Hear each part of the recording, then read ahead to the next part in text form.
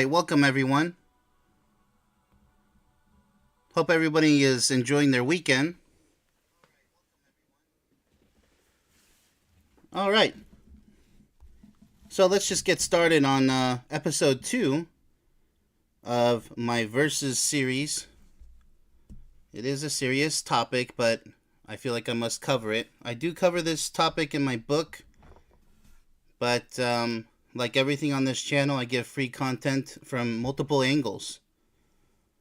In the book, you can only say so much. Otherwise, I would end up with a book that's 10 inches thick, like a Bible or encyclopedia, and that wouldn't be comfortable to carry around. So for more information, tune into my shows, my live streams. We're going to have a whole bunch of live streams this year, non-stop, as many as I can produce, high quality. So let's jump right into it. Highly controversial topic, abortion, still going strong to this day. Oh boy, time to get straight into this. Alright, so let's just start with the basic definition of abortion.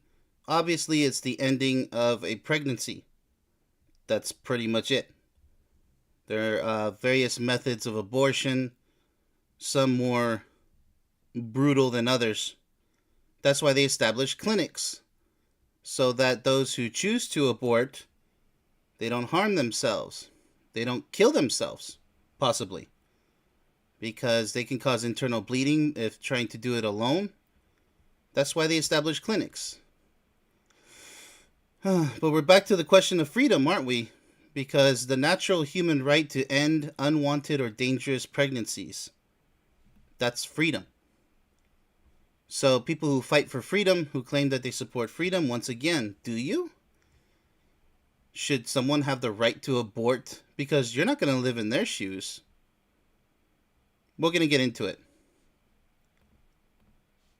So, let's go back to Thomas Jefferson, among many.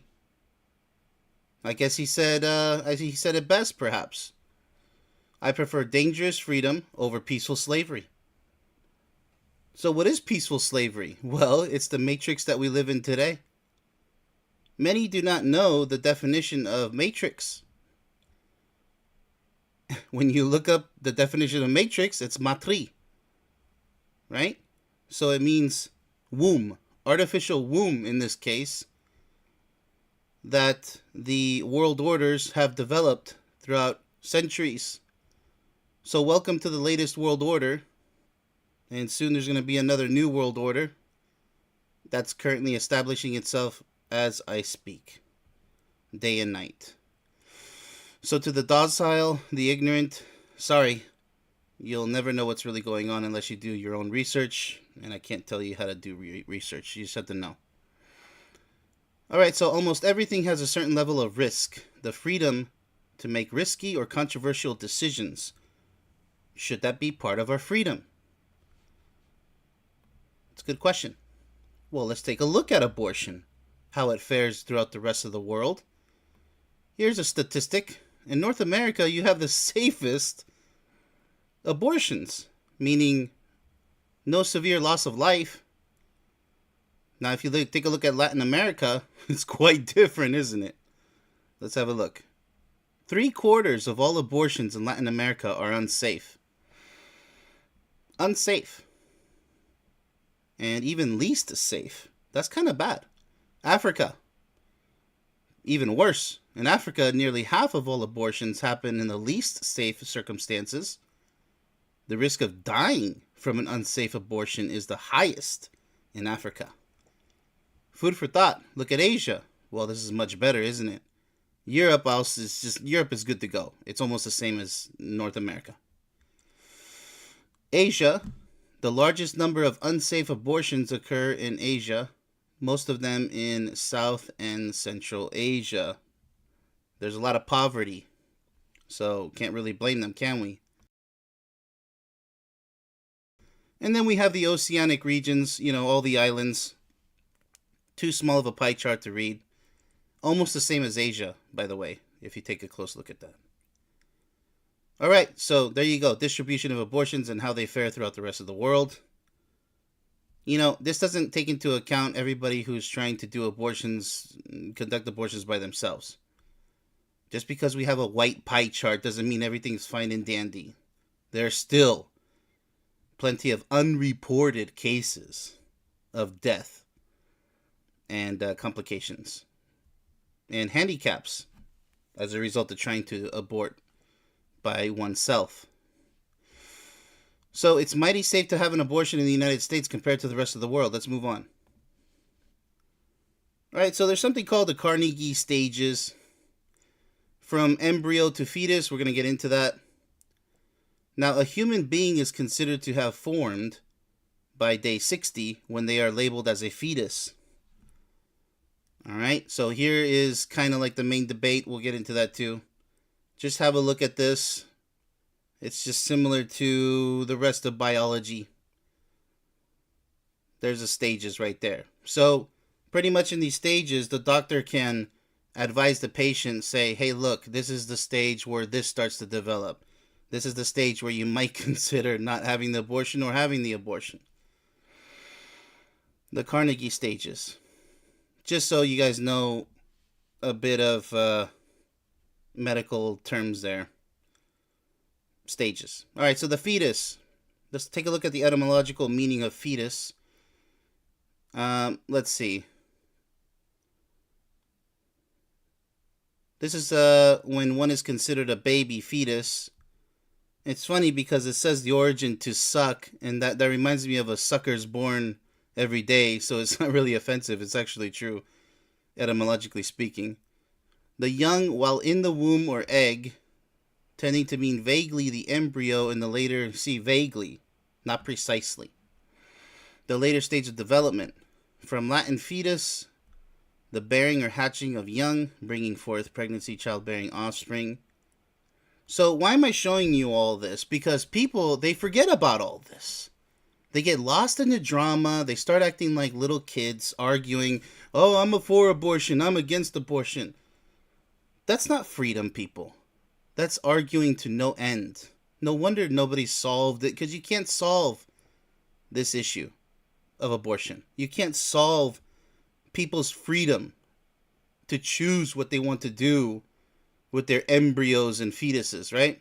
And at the end of the day, let's say we're all free and we're all living in the vast, in the hills and the forests and the mountains.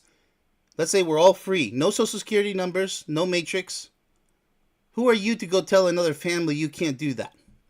Who are you? Even cannibalism. Think about it. That's freedom, people. That's dangerous freedom. Thomas Jefferson put it very lightly. I'll tell you that. Because if you want real freedom, it's animal time. And there's carnivores out there. Food for thought. Am I being a little too harsh with this? No. It's a dose of reality. Think about it. Just like people don't want to think about true love because they're too scared of commitment. Or they got burned and they're too scared to come get back in there, right? This fear of freedom and courage, it's crazy. It's just rampant nowadays. And people are all quiet about it. They're so eerily silent about these super important topics that they should be discussing decently without all this crazy negative drama, all these crazy negative attitudes. Let us proceed because we have a little bit more to cover.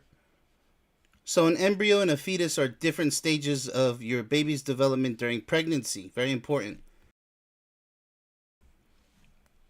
The embryonic stage happens first and lasts through week 10. The fetal stage comes next and lasts from the end of week 10 until you give birth. So embryo versus fetus. I personally believe that life begins once the egg has reached the uterus. That's me personally. But scientifically, well, they're going to say whatever they want to say. So, but going back to the topic of abortion. So, they consider, why is an embryo not a person?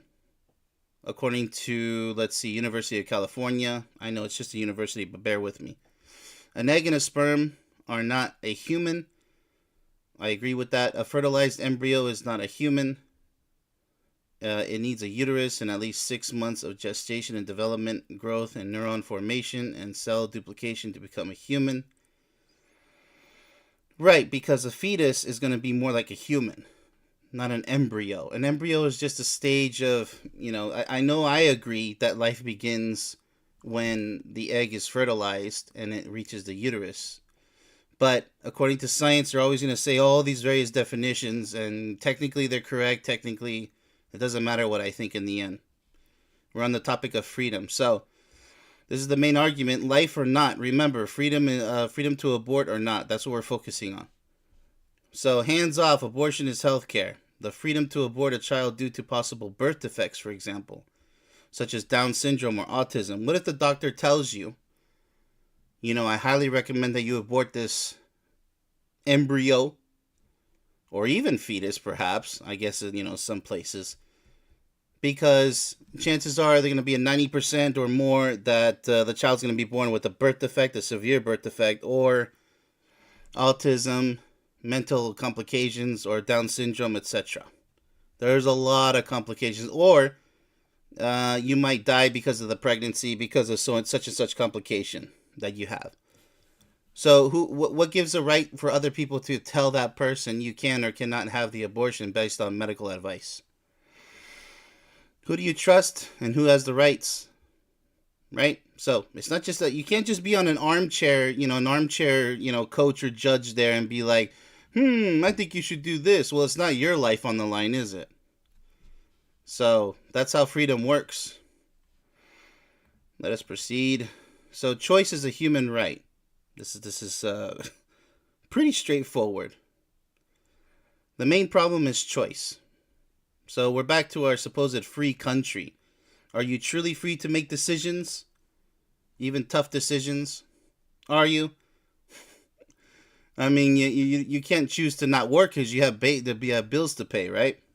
You can't choose to just say whatever you want because you might you might get arrested for what you say these days. So we don't really have freedom of speech. And the right to bear arms, you might get arrested because you're open carry in a state that doesn't support open carry, all this ridiculous nonsense. And also maybe you want to smoke marijuana, which is a natural occurring plant. Well, you're not allowed to do it here even though it's legal, but you have to still follow rules. Seems the government has its hands in every single cookie jar of our rights. So it's just something to think about. It's not just one thing or two things. That's why there's such a big deal, abortion. It's just like the prostitution episode I just had yesterday. People just don't think long and hard enough about what it actually means, freedom, right? In these cases. All right. So the right to abort based on medical evaluation, as I said before. Why bring someone to suffer for their entire lives? Why do you want to bring them into this world when the medical experts told you most likely this is going to happen? Because people just have the child anyways, for whatever reason. And here you go. Pretty much just completely out of their minds, severely handicapped, probably can't even walk, maybe scoliosis or you name it. There's also conjoined twins that you can't separate. Isn't that suffering? Because you don't have to live in their bodies, they do. So it goes back to the rights, right? You have the right to tell somebody else what to do with their body in their specific situation. That's what I'm bringing up here. That's the main controversy. It's not about, you can't, Republican versus Democrat and all that nonsense. It's about, are you in that person's shoes, the parent's shoes, or that child that's going to be born with birth defects, or maybe the mother's going to die and then the child gets born with birth defects. That's even worse, isn't it? So there's more than just one situation, and that's what I want to bring up here. All right, so when does a heartbeat start? All right, so the fetus has a heartbeat before week 8 of pregnancy. A doctor may refer to the fetus as an embryo. Cardiac tissue starts to pulse at around 5 to 6 weeks of pregnancy, registering as a heartbeat on the ultrasound, though the heart has not yet developed. Right, but that kind of points to the finger, when does the heart begin, right? That sounds like life, right? Or is life just a formation of a bunch of cells that's going to become a fetus? Welcome, Maref, to the show. So, just kind kind of consider these things, because a lot of people, they don't think about these things. Now, here we go. Here's another big one. In the case of the big ward, the big R ward, right? So, what about the cases of the R? And you can see it on screen, okay? Unwanted, unplanned pregnancy is pretty much what this is. So, if the person is not the one getting R'd and doesn't have to deal with the baby, right, the pregnancy, unwanted pregnancy, who is anyone to tell that person, no, you can't have an abortion? Well, you're not the one who just got R'd, right? And maybe you're actually drinking alcohol, you're on medications that could affect the baby, right? And then once again, the doctor's going to tell you, well, since you got R'd and you've been drinking alcohol and smoking or taking this type of medication or yada, yada, yada, well, your baby could be born with birth defects. So now, not only getting criticized for being an R victim, but also for taking the life, as people put, via medical advice, based on medical advice. So it's like 2 times the shame, 3 times the shame, because they just got R'd, right? Just think about that. That's horrible, isn't it? Let me take a look at the chat. I say abortion is fine if it comes with a hysterectomy, with the rarest exception. Hey, what's up, Muckster? Alright, so you're not here. I got it. And Jared, welcome, Jared. Yeah, so that's pretty much what I have for everyone. I did have an extra piece here. Let me see if I can get it on screen. If not, then I'll just call it a show. Yeah, because I had a definition of what I consider. Here we go. I'll just take a picture of it and then put it on the screen. These are my own words. All right. Let me put this image up there. This is a rare thing that I do, because normally I have everything prepared. But just for you guys, I'm going to share my own personal opinion, in addition to what I said, of course. All right, so here we go. I didn't include this because I actually forgot. I didn't think it was crazy relevant, but here we go. All right, so let's just end this stream with something that I chose to say here. Sperm is a cell that has a single purpose, the same as an amino acid that isn't yet a complete protein. An egg is also a cell, just like unfertilized eggs you buy from the grocery store. Only fertilization is life. Okay? The sperm is not life, the egg is not life. Okay? These are cells. Just like a skin cell that peels off and becomes a dead skin cell. Okay, big deal. That's not life, right? It's a part of life, but it's not life itself. However, if a doctor says your baby is likely to be born with Down syndrome, severe autism, which I mentioned before, or defective, that would be a nightmare for both the mother and child, with unbelievable suffering for all involved. I stand for my body, my choice, and that's my statement. And I go more over it in the book, of course, but that's pretty much what I have to say about the whole thing. If you truly believe in freedom. All right, questions, comments, slap it in the chat or forever hold your peace, as many like to do because they're too scared. Let's see, what do we got here? Let's see. All right, I'll let you guys settle that one. Thanks for watching, and hope everybody's enjoying their weekend. And that's pretty much it. We'll get to a happier show tomorrow, hopefully. So much love to everybody. Thanks for watching.